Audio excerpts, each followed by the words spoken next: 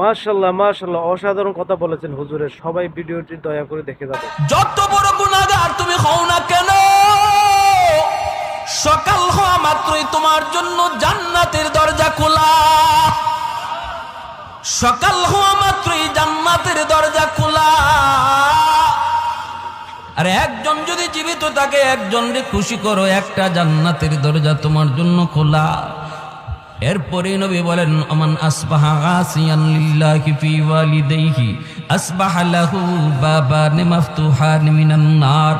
আর যদি কোনো সন্তান রাতের বেলা মারে কষ্ট দেয়, বাবার কলিজায় আঘাত দিয়া রাতে ঘুমায়, অথচ বাবার কাছে মাপ চাইল না, এমন কথা বলল যেই কথায় বাবার কলিজায় লাগছে, মার কলিজায় লাগছে, এরপরও মার কাছে মাপ চায় নাই, মাপ চায় নাই, বউ বাচ্চা নিয়ে ঘুমায় পড়ছে।